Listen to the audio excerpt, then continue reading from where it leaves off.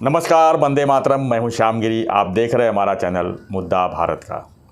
मुद्दा भारत का यानी मुद्दा आपका। आज हम चर्चा करेंगे महाविकास आघाड़ी पार्टी के ऊपर। जहां कांग्रेस, एनसीपी, शिवसेना मिलकर महाविकास आघाड़ी बनी और लगातार चल रही है, लेकिन बीच में अभी शिवसेना के साथ में प्रकाश अंबेडकर जी आ गए हैं और उसको लेकर शायद एनसीपी और शिवसेना में कुछ तो गड़बड़ चल रहा है। इसी पर हम चर्चा करेंगे हमारे सहयोगी अनिल थत्ते जी से और जानेंगे कि कितनी गड़बड़ है और ये गड़बड़ कितना नुकसान कर सकता है उद्धव जी को। सर, आप क्या मानते हैं? सर, मैं आज जो विधान आपके सामने कर रहा हूँ और हमारे दर्शकों के सामने कर रहा हूँ, मैं सबको रिक्वेस्ट करूँगा कि कृपया आज का वीडियो जो है हमारे मुद्दा भारत का वो सेव करके रखो। क्या होता है, बाद में ढूंढने में मुश्किल हो जाती है। अपने आप के परसों आप बोल रहे थे कितने वीडियो आए अपने, हम दोनों के मिलके 450 और मेरे यहाँ तो कुछ 3500 वीडियो हो गए। तो 450 में से ये वीडियो आप ढूंढेंगे टाइम लगेगा। तो मेरी रिक्वेस्ट है कि जैसे शेयर, लाइक और सब्सक्राइब बोलते हैं, वैसे ये सेव भी करके रखो।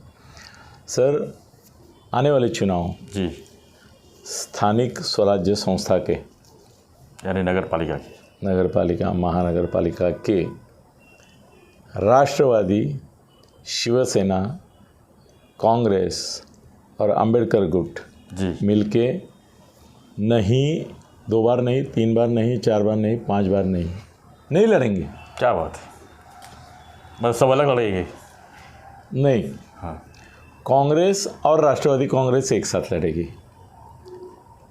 शिवसेना और अंबेडकर गठ जो है वो अलग से लड़ेंगे। वंचित आघाड़ी बराबर, वो अलग से लड़ेंगे।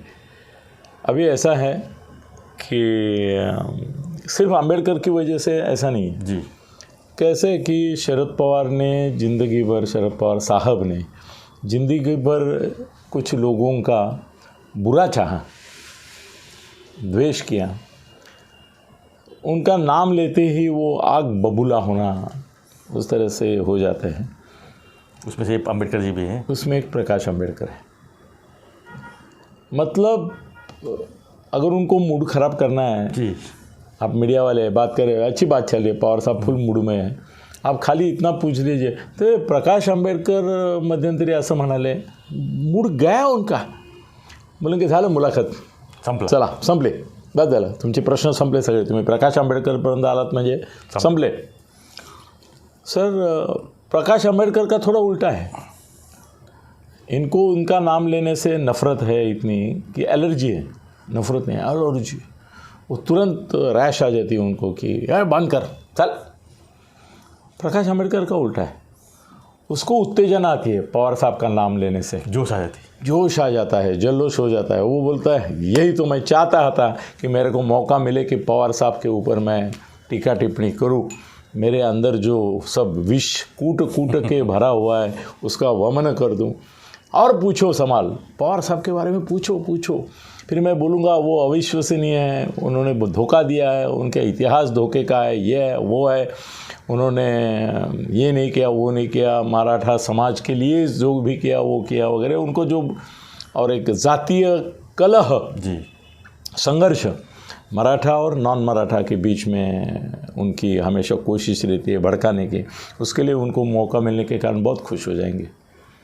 भाई ऐसे नेता के साथ, प्रकाश अंबेडकर के साथ अगर तुम्हारे उद्धव ठाकरे हनीमून मनाने जा रहे हैं, हाँ, तो उनका ये जो पहला साथी है जी, वो तो चिढ़ेगा ही, वो तो बोलेगा कि मतलब ऐसा हो गया कि प्यार हमसे किया, बच्चा उसका लिया।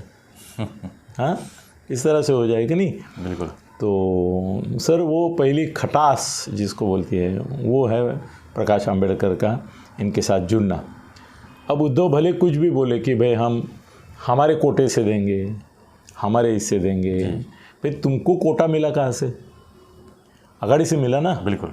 हाँ, तो तुम्हारे कोटे से तुम कल और किसी को दे देंगे।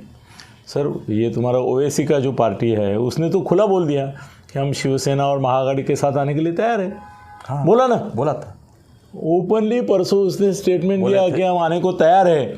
और इतना ही अभी बाकी क्या है कि उद्धव जी बोले कि उनको लेने के लिए तैयार है।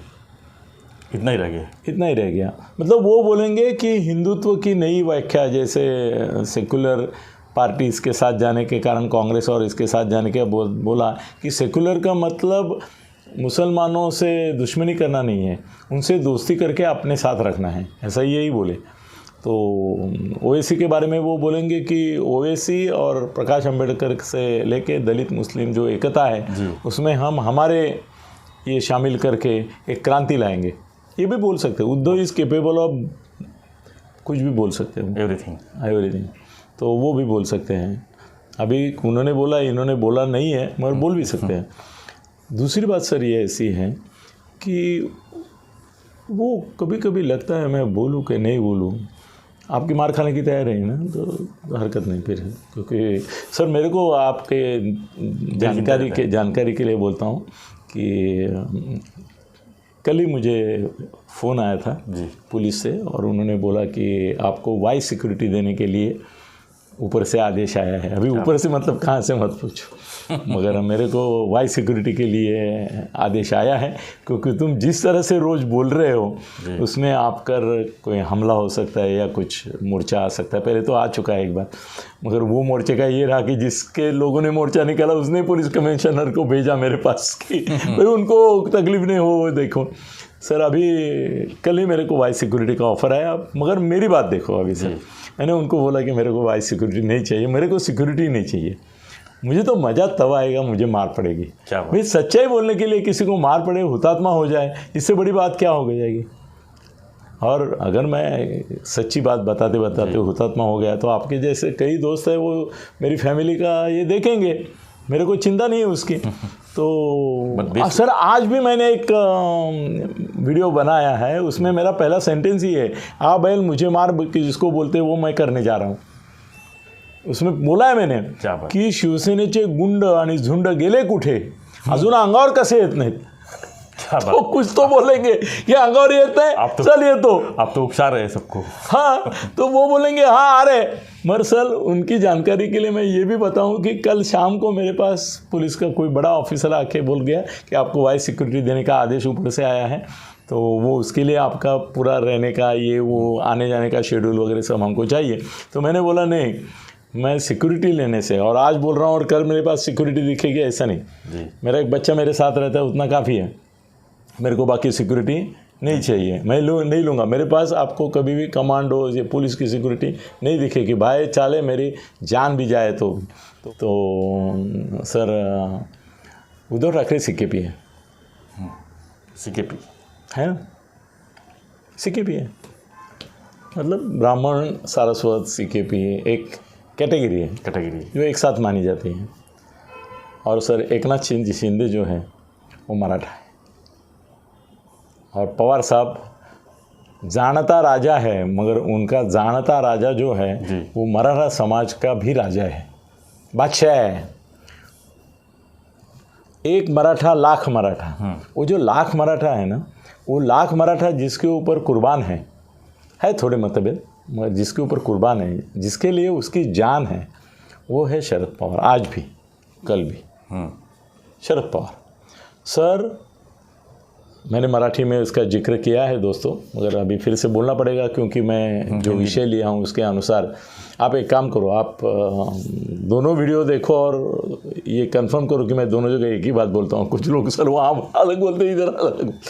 सर कैसे है कि एकनाथ शिंदे ने वो शुगर फैक्ट्रीज़ की जो एक एसोसिएशन है उसमें भाषण किया, और उस भाषण में उन्होंने बोला कि पवार साहब को मैं फ़ोन करता हूँ, उनके सलाह मशवरा करता हूँ, विचार विनिमय करता हूँ, उनके सलाह लेता हूँ।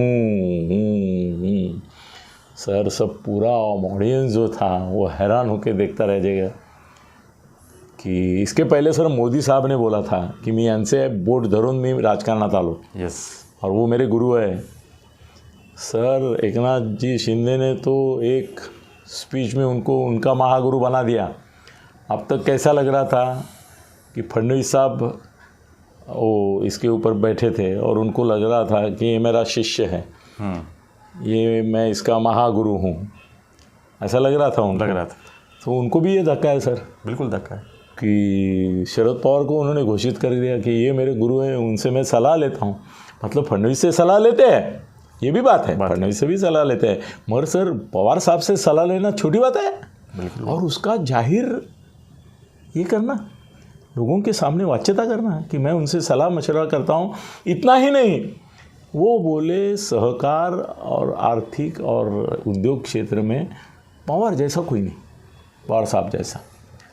वो सर्वश्रेष्ठ ऐसे विद्वान अनुभवी नेता है कि उनके पावन स्पर्श से, उन्होंने परिस स्पर्श मेरे ख्याल से शब्द यूज़ किया, महाराष्ट्र का जो आज विकास हुआ है वो विकास पुरुष है।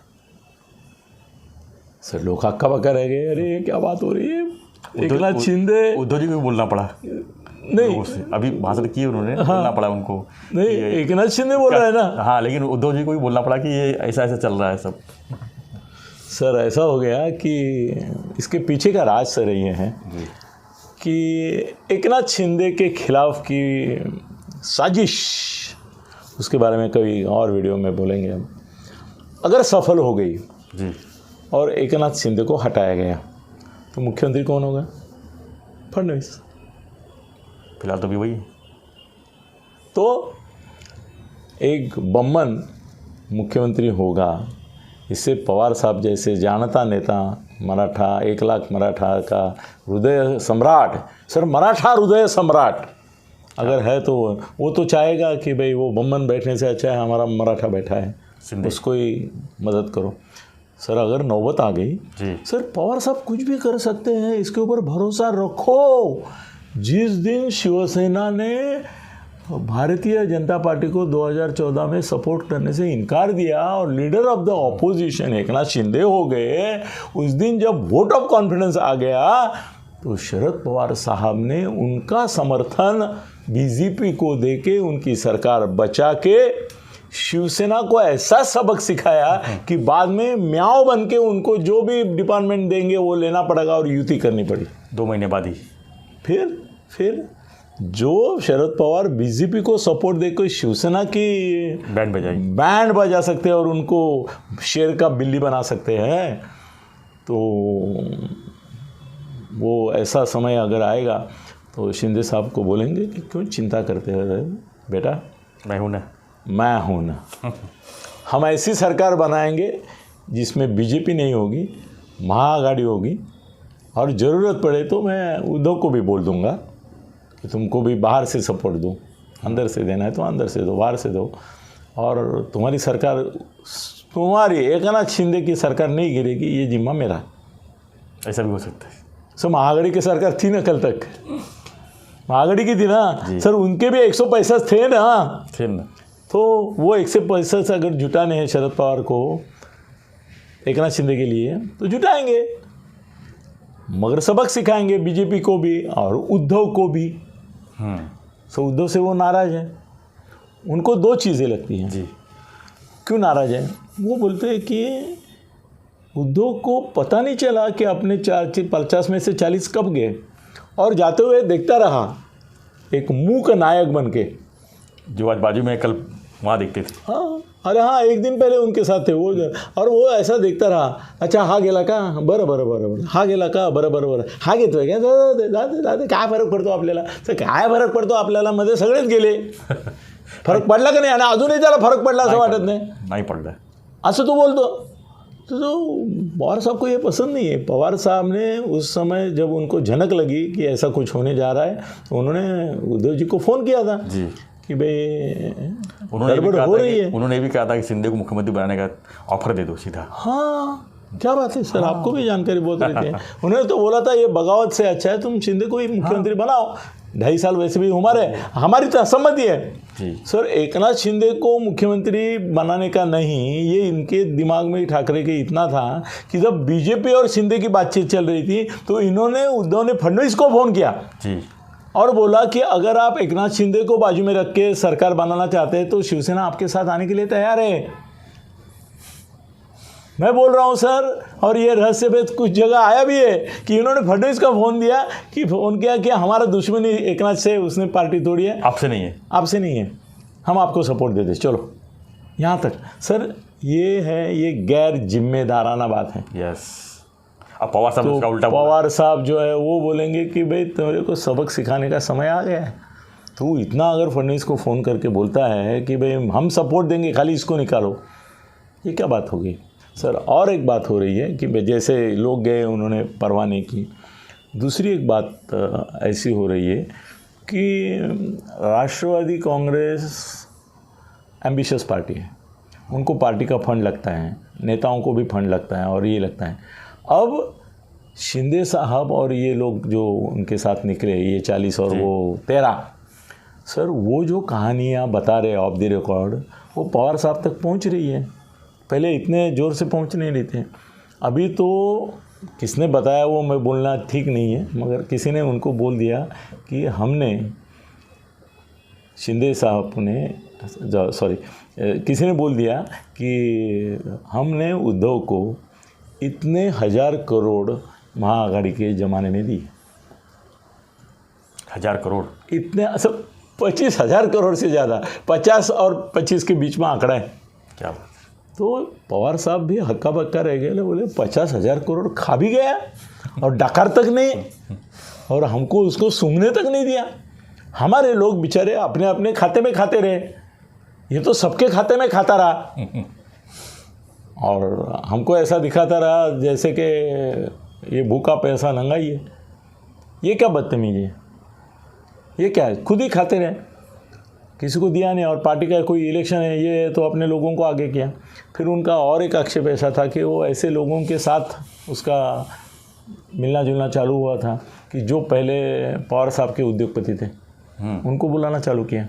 सर धीरे, एक रात में ऐसा ये नहीं होता है, धीरे धीरे होता है। सर पवार साहब के महाराष्ट्र में कम से कम 100 उद्योगपति ऐसे हैं कि जो उनको फंड रेजर भी है, उनके दोस्त भी हैं, वो उनको कुछ होता है तो वो ये मदद करते ही हैं, उनको कहते हैं। जैसे सर उनकी मदद करने की ताकत अपार है।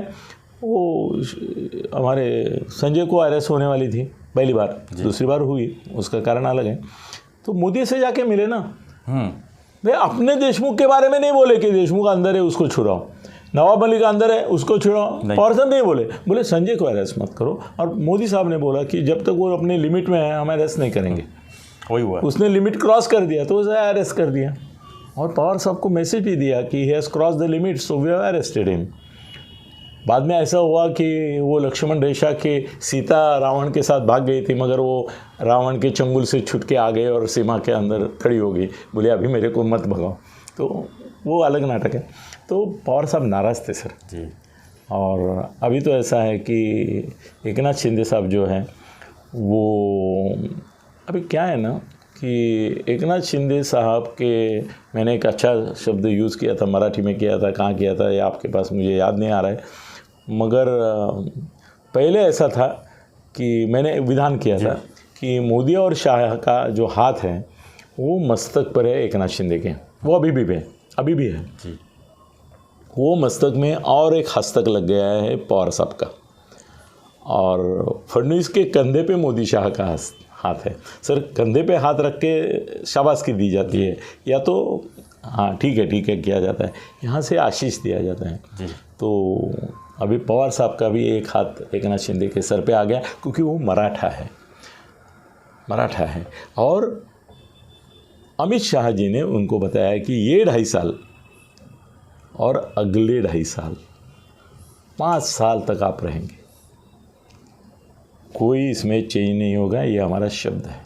सर आगे 5 साल जो रहने वाला मुख्यमंत्री है उससे संबंध अच्छे होने चाहिए कि नहीं होने चाहिए? बिल्कुल सबके होने चाहिए। यस। और ये बात समझ में आती है इनके, ये अपने मातोश्री वालों के समझ में नहीं आती है, पवार साहब को समझ में आती है। तो पवार साहब को मालूम होता है सर दुनिया, इनको मालूम क्या है, इनका इन्फॉर्मर कौन है। अनिल परब कुछ बोलेगा, ये 2-4 उनके आजू बाजू में जो बगल बच्चे हैं वो बोलेंगे इसके परे इनका क्या है नेटवर्क, इनसे तो ज़्यादा मेरा नेटवर्क है। तो पवार साहब बहुत नाराज़ है, दूरियां बढ़ने लगी है। और अंबेडकर जो है वो खाली निमित्त है सर। अगर बहुत जल्द ये आघाड़ी टूट गई और स्थानिक स्वराज्य संस्था के समय कांग्रेस और राष्ट्रवादी रहेंगे साथ में, ऐसा हो गया तो आश्चर्य मत कीजिए, मुझे धन्यवाद दीजिए और बोल दीजिए कि ये तो बार पहले आपने बताया था। धन्यवाद मित्रों। धन्यवाद धन्यवाद।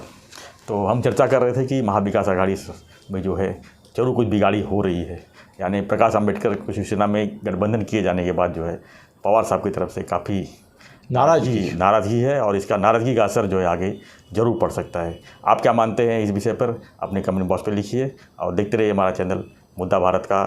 धन्यवाद। जय हिंद, जय महाराष्ट्र।